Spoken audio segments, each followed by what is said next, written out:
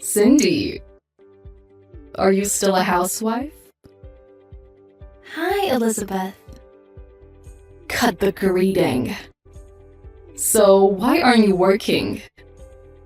You don't have a child yet. We've only been married for less than a year. I want to prioritize my time with Dave for a while. Dave agrees with me too. Have you been splurging since you married? I don't believe so. Dave hasn't been sending me as much money as he used to. He only sends me $500 a month. He used to send me $2,000 before you two married. There's something wrong. Living expenses change after marriage. Even so, there's definitely a reason he only sends me this much money. When I asked him about it, all he said was, "This is the best I can do." He hasn't even been responding to me lately. Well, he is a busy man. I can't live on only $500 a month. Make sure to tell Dave. You can tell him if you're not the one who's spending all his money, right? Dave and I are married now. We need to save money for our future. He can't send you more than $500 a month. You have a smart mouth, don't you? Did you tell him to reduce my allowance? No, we decided the amount of your allowance together. You're going to keep all his money to yourself, aren't you?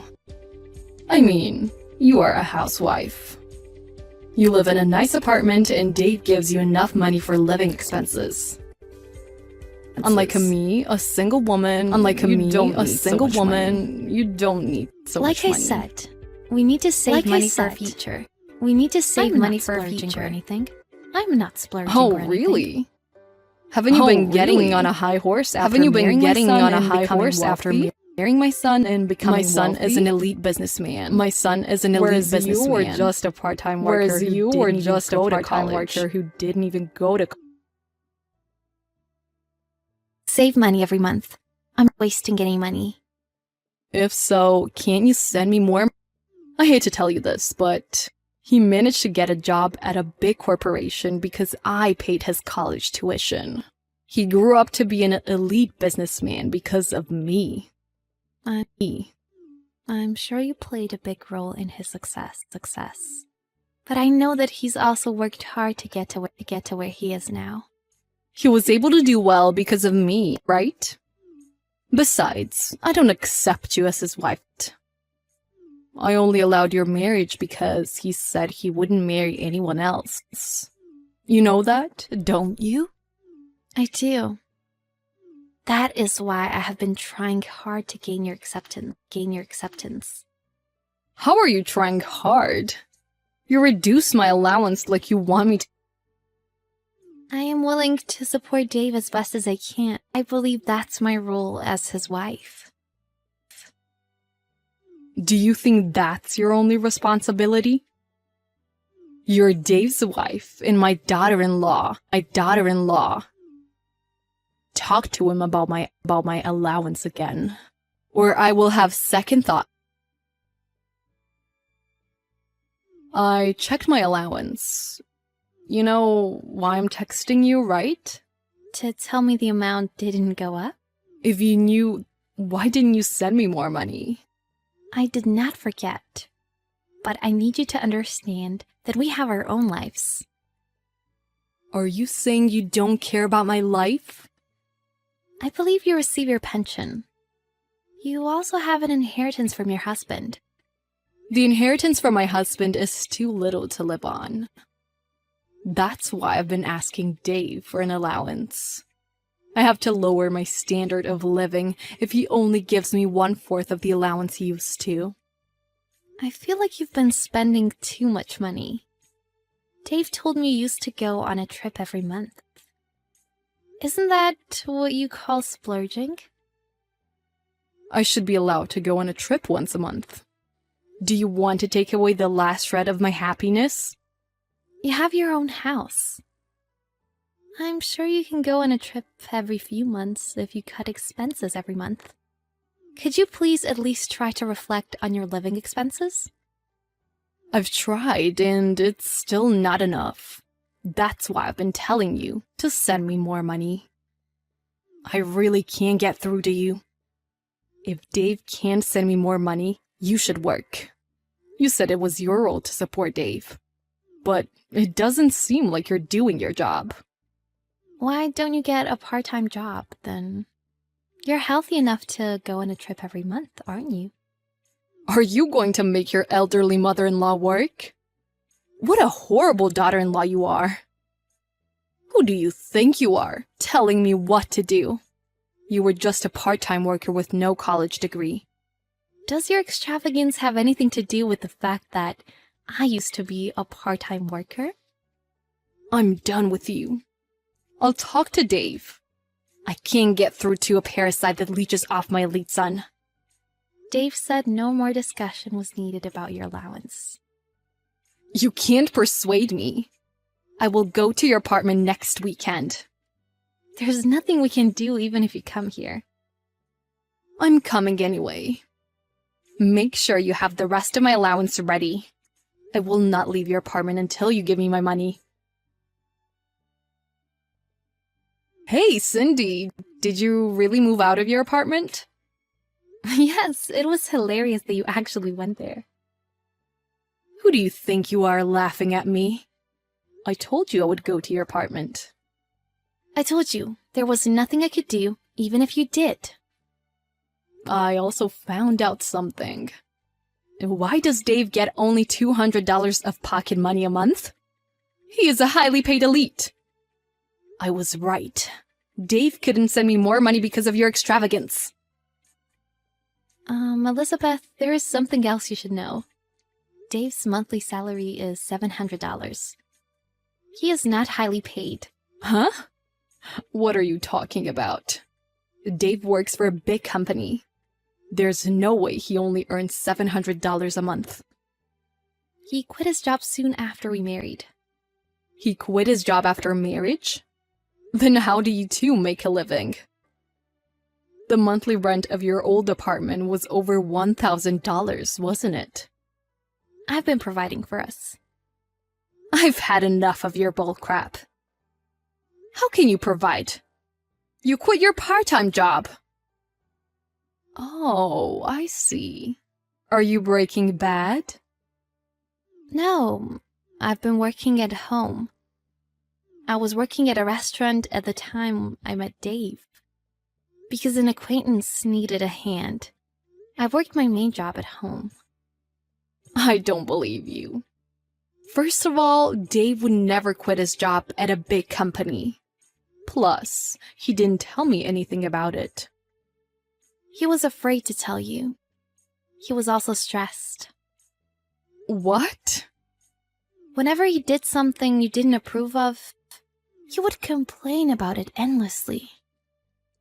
He quit his job because of mental health issues. That's why I've been talking to you instead of him. Talking to you would have been a burden on him. Talking to me would be a burden on him? I am his mother. I raised him into a first-class elite businessman. He owes me. You exploited his vulnerability and taken money from him. He made an effort and studied hard to get into the top university and get a good job. He told me he paid his tuition with a scholarship and the money he earned working part-time jobs. You shouldn't take all the credit. He grew up to be a successful man because I'm his mother.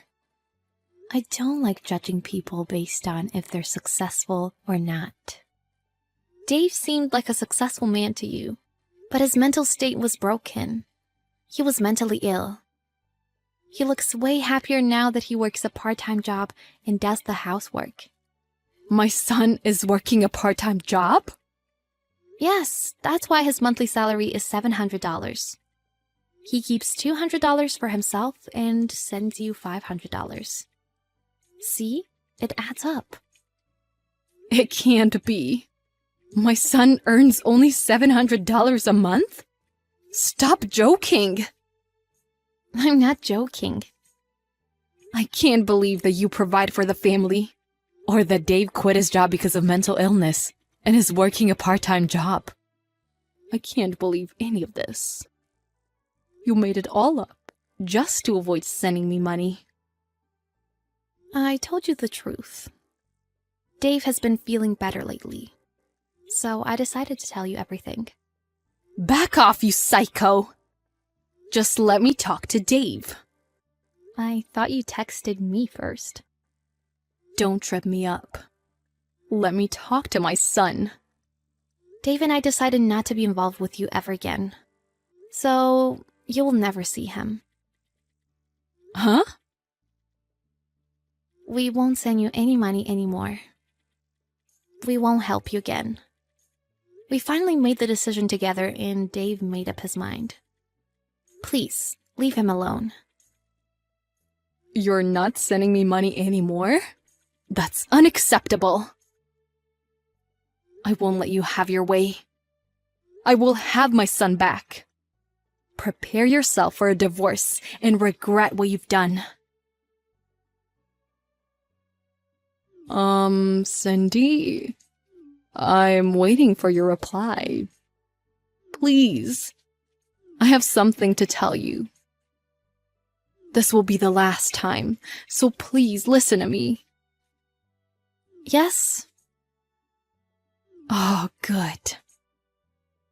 Dave didn't pick up my call, so I thought you wouldn't reply to me either. Thank you for replying to me. I will change my number soon. I don't know if that's necessary. I don't like that you know my number. So, what did you want to tell me? Cindy, I'm sorry for everything. I contacted you to apologize. What happened? Your attitude is different compared to yesterday. I just called the company Dave used to work for. They told me he quit a few months ago. I see. I realized that you were telling me the truth. I'm sorry I said hurtful things to you. I didn't know that you've been supporting Dave. That's okay. I wasn't expecting your apology. I won't ask you for more than to reflect on yourself from now on. About my allowance. Are you really not going to send me money from next month? No? Can you please think about it again? $500 is enough. Did you really reflect on yourself?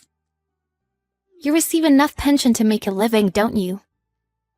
To be honest, I borrowed some money from loan sharks. So I can't live on my pension. And you had an inheritance from your husband. This is all you're doing. You're right, but please give me allowances for 3 more years. I'm sure you can earn $500 every month if you work. My back and knees have been getting weak lately. I have trouble going outside. You went to our old apartment just yesterday, didn't you? I got a cab. That's why you can't save money. I won't get a cab as much as possible. I will also cut expenses. So would you please continue to send me money? Dave has already given you enough money. He was sending you so much money every month that he couldn't save money for himself. But you know his salary was high until he quit his job. He was an elite businessman. You call him an elite businessman, but he was just an employee. He wasn't paid as highly as you thought he was. You used to ask him for money besides your allowances, didn't you? I will apologize to Dave too. Dave says he doesn't want to talk to you, so that's unnecessary. All we want is not to get involved with you again. Please, Cindy. Please, give me one more chance. We gave you a chance. Dave had been sending you money for a long time. I told you to reflect on your living expenses.